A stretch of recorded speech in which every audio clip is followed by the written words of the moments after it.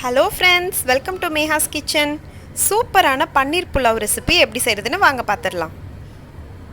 ஒரு பேனில் கொஞ்சமாக எண்ணெய் சேர்த்துட்டு மஞ்சள் தூள், மிளகாய் தூள் நம்ம சேர்த்துடலாம்.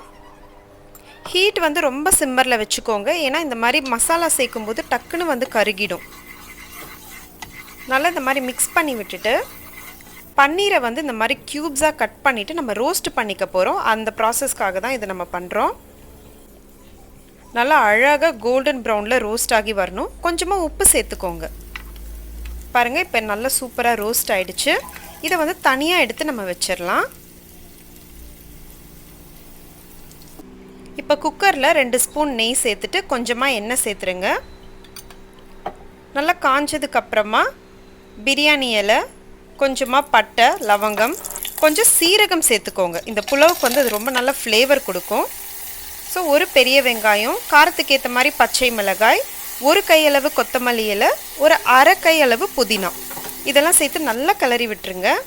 கொஞ்சம் உப்பு சேர்த்து நம்ம வெங்காயத்தை சீக்கிரமாக வதக்கிடலாம். வெங்காயம் ப்ரௌன் ஆகக்கூடாது. ஸோ புலாவோட கலரே உங்களுக்கு மாறிடும். நல்லா ஒரு கண்ணாடி பதத்துக்கு வந்துட்டாலே போதும். இப்போ ஒரு ஸ்பூன் அளவு இஞ்சி பூண்டு விழுது சேர்த்து நல்லா மிக்ஸ் பண்ணி விட்டுருங்க. இப்போ ஒரு ஹாஃப் டொமேட்டோ, இது ஒரு அந்த புளிப்பு சுவைக்காக தான். அது கம்ப்ளீட்டாக வதங்கணும்னு அவசியம் கிடையாது. ஸோ ஒரு கொஞ்சமாக ஒரு ஃப்ளேவருக்காக பச்சை பட்டாணி, கொஞ்சம் முந்திரி பருப்பு சேர்த்துட்டு நல்லா கிளறி விட்டுருங்க. நம்ம எந்த மசாலாவும் இதில் சேர்க்க போகிறது இல்லைங்க. ஜஸ்ட் இது மிக்ஸ் பண்ணி விட்டுட்டா போதும். 1 டம்ளர் பாஸ்மதி அரிசிக்கு 1.5 கப் தண்ணி சரியாக இருக்கும். 20 நிமிஷம் பாஸ்மதி ரைஸை நல்லா கழுவிட்டு ஊற வச்சுடுங்க முன்னாடியே. ஸோ இப்போ பார்த்தீங்கன்னா நல்லா 20 மினிட்ஸ் சூப்பராக ஊறின ஒரு பாஸ்மதி ரைஸை நம்ம சேர்த்துடலாம்.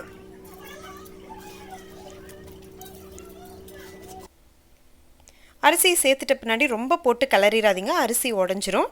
உப்பெல்லாம் கரெக்டாக இருக்கான்னு இந்த ஸ்டேஜில் செக் பண்ணிக்கோங்க. செக் பண்ணிவிட்டு நம்ம நல்லா ரோஸ்ட் பண்ண அந்த பன்னீர் துண்டுகளை சேர்த்துட்டு குக்கரை மூடி விட்டுற வேண்டியது தான். லைட்டாக கிளறி விட்டுக்கோங்க. குக்கரை மூடிட்டு கரெக்டாக 2 விசில், அதுக்கப்புறம் ஆஃப் பண்ணிவிட்டு ஒரு 20 நிமிஷம் கழித்து ஓப்பன் பண்ணிடலாம். அங்கே பாருங்கள், எவ்வளோ சூப்பராக பர்ஃபெக்டான ஒரு பன்னீர் புலாவ் ரெடி ஆயிருக்கு.